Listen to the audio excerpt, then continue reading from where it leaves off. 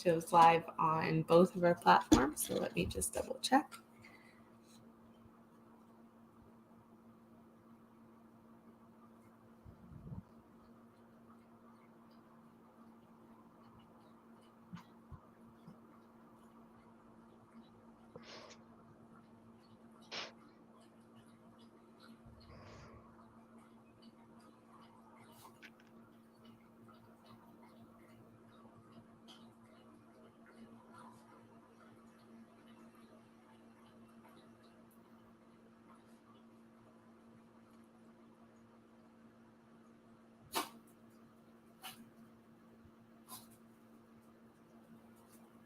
Of course, Parker's the first one on.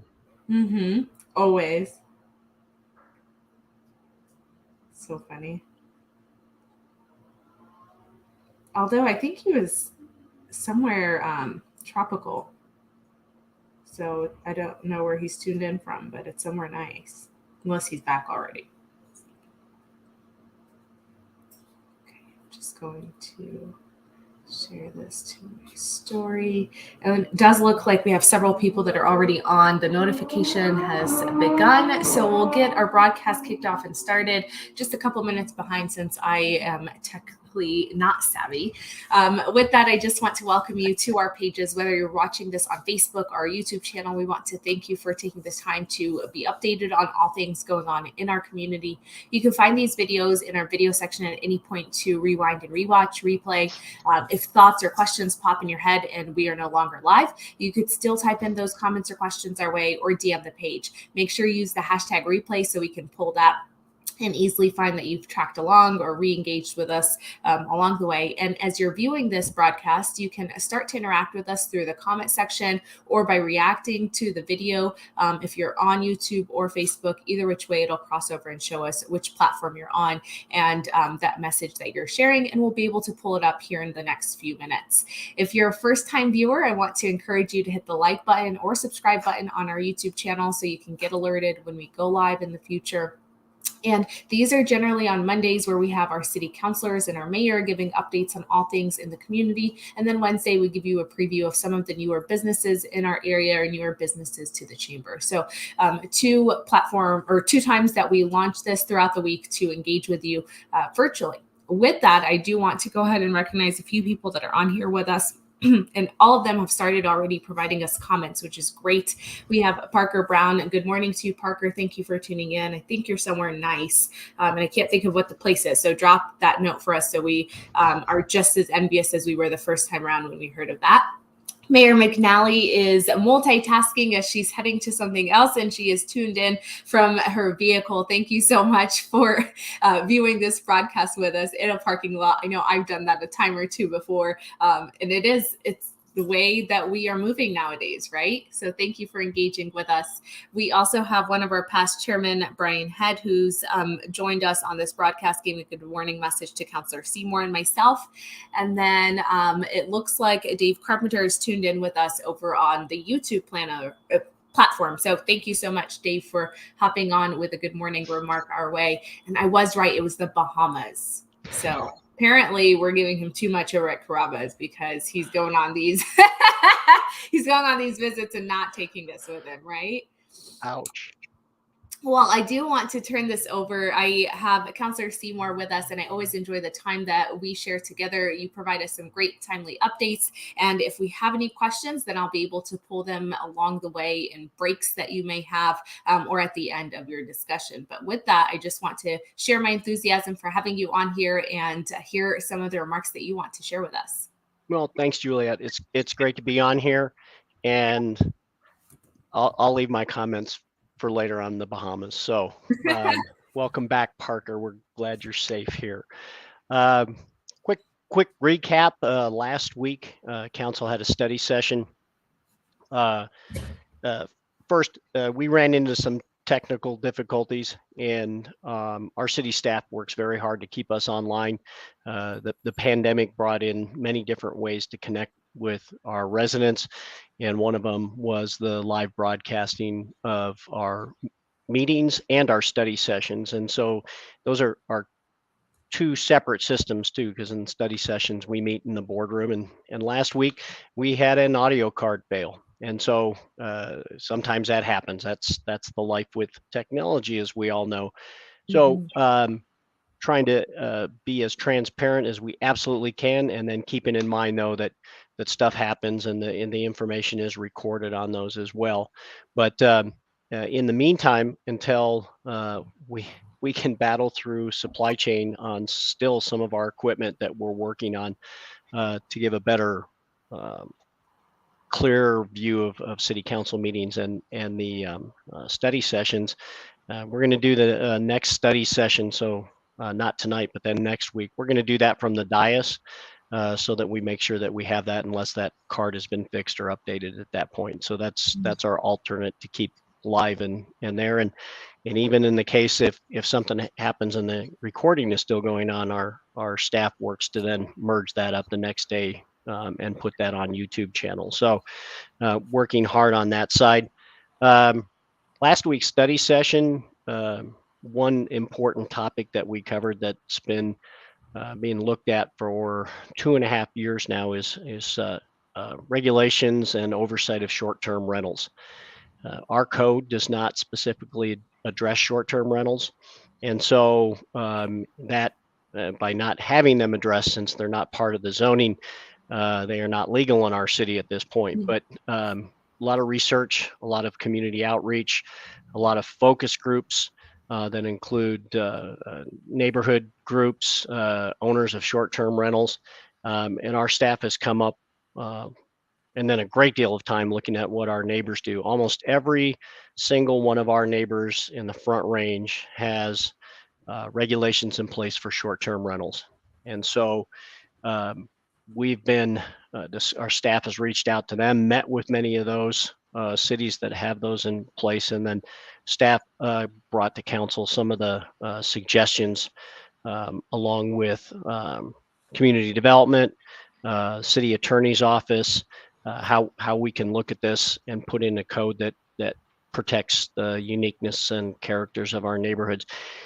Right now, we know that using a source that tracks online short-term rentals through mostly VRBO-like sites is that 0.4% of the total units, residential units in our city, are at some point during the year placed on a site for rental. So short-term means less than 30 days. And so we had a very good discussion last week during the session, study session, about how we wanted to move forward with this and take all the information that we'd gotten. And we asked that staff move ahead with the full code writing. They gave us the examples of that. It's framed out already, and we're looking at just how many options, how many licenses you can have. We came down with, we decided on one and an owned residence. So that will work through. It depends on which appellate court you what precedent you look at as far as how we can or how far we can go to regulate these. But we're going to start out with protecting our neighborhoods and moving forward with that. So you'll see that come up in a few months. They're going to go back and finish up the writing on that and put that code to us, and then everyone will have an opportunity to read that as well. We also did a update on something that we had asked for as far as early council review, concept plan review for multifamily, especially housing projects that are coming in. And so this is to find a balance between giving council an opportunity to see it early and then to be able to make comments. Plus it also then benefits the developer, so they know at that point, before they sink in hundreds of thousands or even millions of dollars into a project, whether that project fits into the guidelines that we're looking for. So we got an update on that and how that will affect it. Here again, staff reached out to our neighbors in Broomfield that have a plan, in early concept plan in place, and we took some of the best of that and tweak that, and we're looking at making that our own process as well too. So then those will be, of course, open meetings, and there'll be public comments available on that as well. So that was last week. This week we have council meeting tonight. We get post meeting. We're going to get an update on our pavement quality index. This council, through our strategic plan process, made a commitment to, our infrastructure is absolutely key. So we're looking at where our road index is as far as the quality of our streets and roads and curbs. And last year we committed more money to that process to try to get us caught up on that. We were at the point last year too, we asked if we could apply more money to that budget, would it matter? And like many things post-pandemic, our staff said, no, we don't have the contracting capability out there. Our contractor that does a great deal of that is maxed out. And so it's one thing that there's only so much capacity, so many roads, but it's a great time of year too, as the snow slows down a little bit. We're hoping here in the next few months that it'll be road paving season again. It's every construction season in Colorado, no matter where you go. But on the city's website, you can go to a link that shows you what streets are going to be paved. It doesn't give the timeline on them because we don't have that yet, but all the residents are notified in advance when the paving has come to them. We don't want to trap anybody in their driveway. So updates on that coming shortly. So if you're wondering if your neighborhood is this year, you can take a look at that as we go through. If I can interrupt you just quickly, Councilor Seymour, for those of you that are joining us, we have Councilor Seymour giving us updates, not only on last week on some of the things that happened from their study session to what is on the radar moving forward for tonight's meeting and what's ahead for council. One of the items that you just shared, Councilor Seymour, was, of course, the project link for those of you that might be interested in learning more about what projects are coming down the pipeline. For streets, we have included that link for you so you can be able to look at the roster of 2023 projects. Again, as Councilor Seymour was sharing, they may not specifically list the timeline of it, but it does give you that it would be something that they're hoping to tackle this year. We also have one of our other past chairmen, Brian Dice, with us giving a quick good morning message. So thank you so much for joining us. Back to you, Councilor Seymour. I have to remember, take a breath now and then, so Juliet can catch up.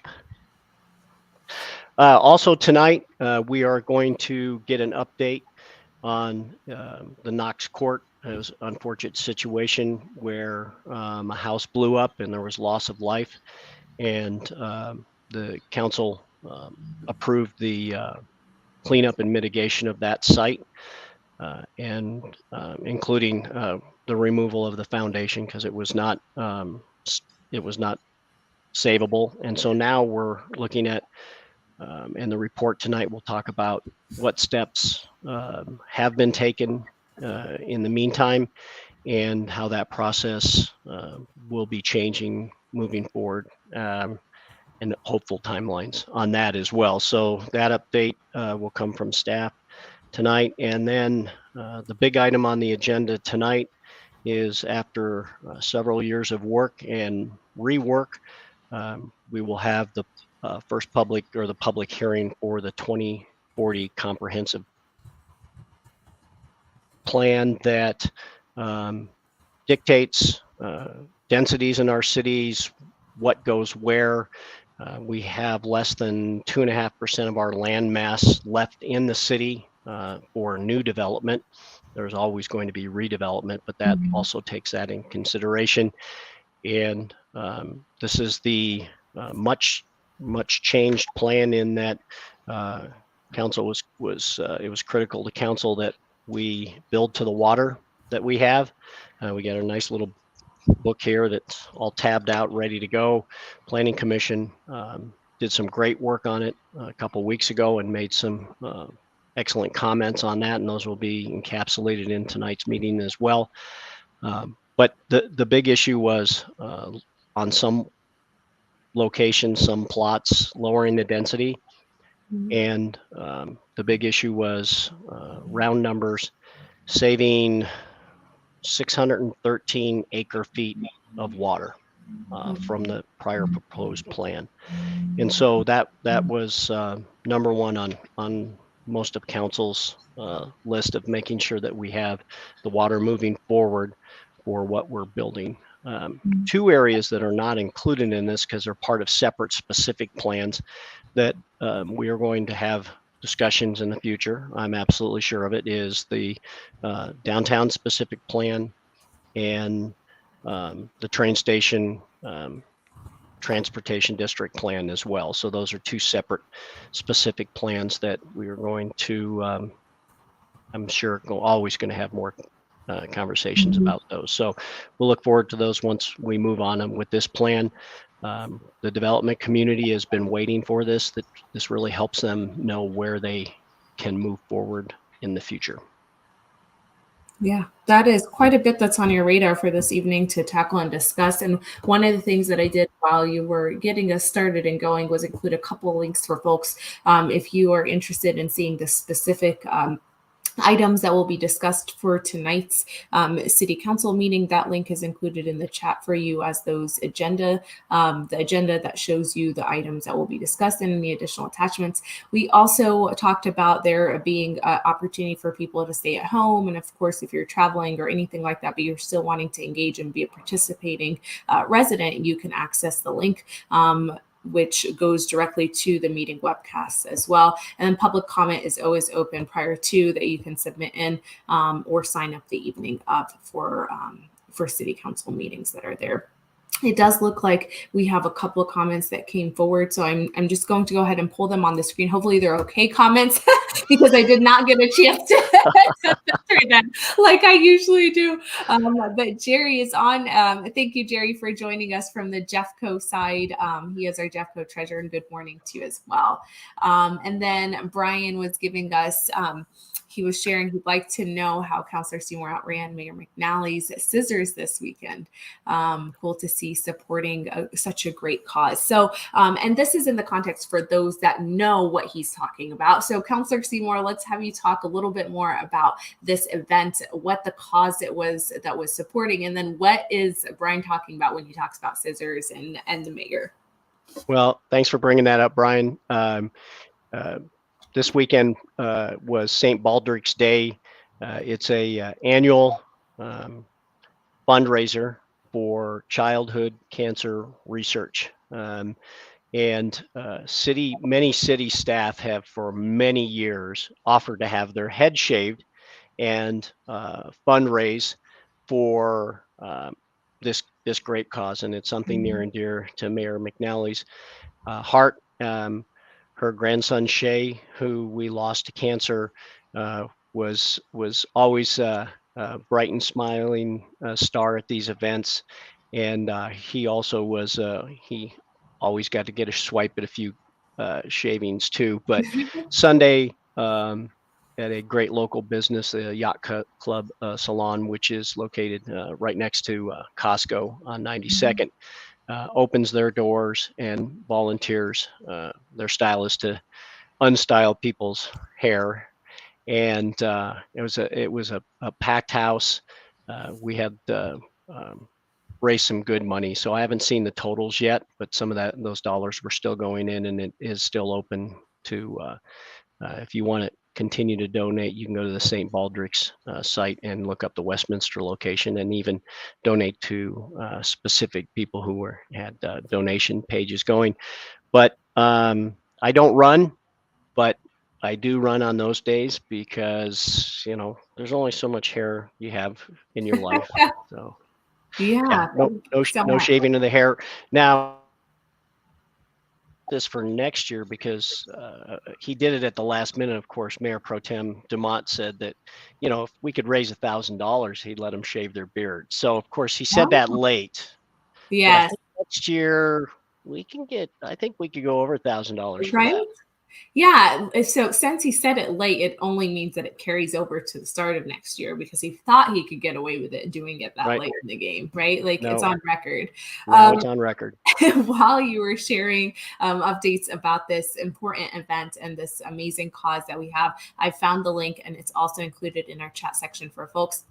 And right now it looks like we're at 18,657, which is slightly less than the goal. The goal is 20,000. So if you are someone who's holding on to your hair and you didn't go out there because you thought that that was the only way you can support, you still can support by donating directly. And that link is included in the chat for you. Make sure that you share it out with others in your network and try and spread the good word about this. I always love seeing the photos and everything. And as you were sharing, Mayor McNally, it also shares her own story and her family's story on her personal platforms. And it's always a smiling, welcoming face. So thank you for that, Councilor Seymour. I don't see any other questions. So you can keep going if you have anything else. Well, just a few things coming up. Oh, first, everybody kick in. Let's get them to the $20,000 mark or above. Yes. So that'd be greatly appreciated. Few things coming up. You can sign up now. The Great Global Cleanup is on Earth Day this year on Saturday, April 22nd.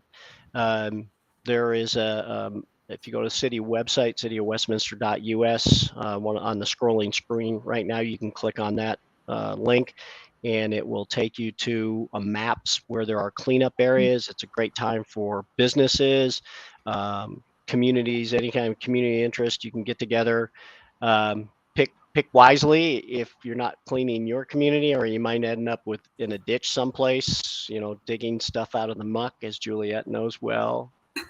And so that's on April 22nd from 8 a.m. to 1 p.m. You can clean up your neighborhood, and you can sign up for that, and you can email your sign up to ggc@cityofwestminster.us, standing for Great Global Cleanup, and register and get your team. And then by registering that too, then the city provides the heavy duty big orange bags that you see for the cleanup, and then they know where you're going to pick up, and then you don't have to haul the full bags in yourself. But it's a great thing for our community. It's great clean spring cleaning event, and so we can get all the paper that's blown around in the wind and that's been buried by snow that comes out in the springtime. We can get that cleaned up and make our beautiful city look even better. Planning Commission is not meeting this week, so that meeting, if you're a regular attendee or listener on that, they've cleared their agenda for now. Special Permits and Licensing Board does meet Wednesday at City Hall. That one is not live online, but it starts at 7 p.m. and that's the board that is great one to be on. I enjoy being a liaison to that because I get to see many of the new liquor licensings that are tied to restaurants. So I know which new restaurants are coming ahead of time. So that's a perfect way to see that information. Yeah, I see. Stay privy to that information. And to kind of go back and piggyback on your Great Global Cleanup, and I'll include the link for folks to be able to go through and learn more about that event. That goes by so incredibly fast, and it's always a great time. You don't think it is that you're going to go out there and clean up trash. Who wants to do it, right? Like, I clearly am not the manual labor type of person, and I do it every year. Like, it does. It goes by incredibly fast, especially when you're with a group of people. So find your tribe to go out there and support. I know that numerous groups put different groups together, whether it's our Kiwanis, I know our Rotary's done it before. There's different neighborhoods. Mayor Pro Tem DeMott generally hosts his neighborhood one. The Chamber does one as well. So you're more than welcome to join us or join any of the other groups in helping to clean up. And it's always a great way to support the community. So there is a barbecue that day as well up at City Park. So that's the best way to gather with everyone at the end. Yeah, totally. Yeah, there is a nice gathering at the end. And we, knock on wood. I don't have any wood to knock on, but we generally have pretty decent weather. So it starts out a little bit cool, but the sun comes out. It's a beautiful day. And then we go back out to the rec center where we generally have that So Dave is involved, of course, with our planning commission. So he just wanted to highlight that the meetings are canceled all through until at least the April 11th meeting. So there could be a meeting on the 25th of April, but for now, that's still up in the air for those of you that are following some of those efforts from our planning commission members as well. Jerry typed in a lengthy text for us. So I'm going to post it on our screen rather quickly. I'll go through it so that way we can continue to see the smiling face from Councilor Seymour. He's sharing that tax notices were mailed out in January, and he gets phone calls every year about lowering or waiving taxes for various reasons. So make sure that you are going to visit the programs and all the resources that are available for seniors or someone who's disabled. There is a link that's also included in the chat that you can find.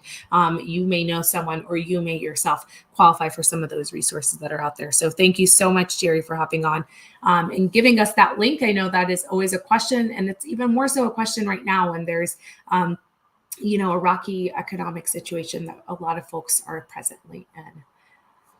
We went through quite a bit of information with Councilor Seymour. We started out with giving updates from last week's meeting, and hopefully that meeting will be available for you to watch on replay. That meeting discussed some of the oversight around short-term rentals, those that, we're hearing about like Airbnb or VRBO, and those that could be affecting our communities and don't have necessarily the guidelines for the best way to operate for us. He's also gone in detail about, let's see here, the concept plan, which is for our developers prior to them going through the process and then finding out that they could have done something a little bit differently or a little bit better earlier on, and rather than spending hours and years sometimes through that channel only to realize that they've wasted that time. We also talked about the street projects and that there is a detailed map of where they are throughout the city of Westminster. You can find that on the link below. That the Knox Court and the next steps will be discussed as well in the next visit at today's city council meeting, as well as the comp plan for 2040. The details of the city council meeting and the city agenda are also included in the chat for you all as well. So just a quick flash up, there's the agenda link, and then there's the meeting webcast. If you can't be there in person, you can still submit in your comments or sign up in the evening. I think that was, I tried to recap all the great comments that you've made. Don't forget, you can still donate to St. Baldrick's event. Those details are included in the chat as well. And sign up for Global Cleanup Day. You've went through a lot of information, Councilor Seymour. And I'm not really surprised that there's not any questions because you've addressed so much for us on our 30-minute broadcast. And I want to thank you for taking the time to fit this in your day and in making it an important priority for you to connect with our businesses. I know I've seen you at a number of our ribbon cuttings and our after hours, and you're always there to try and not only with a friendly face and gather everyone's attention for me, but you're there to lend an ear and be that counselor that listens. So I appreciate that immensely. I have to have a job to fall back on. You never right? know. Always. Well, with that, I will give everyone else about a minute left of their morning. If you can stay on here with me while we exit out, and we'll come back onto this broadcast on Wednesday of this week. Thank you so much for tuning in, for those of you that did right now, and for those of you that are watching later. Bye-bye.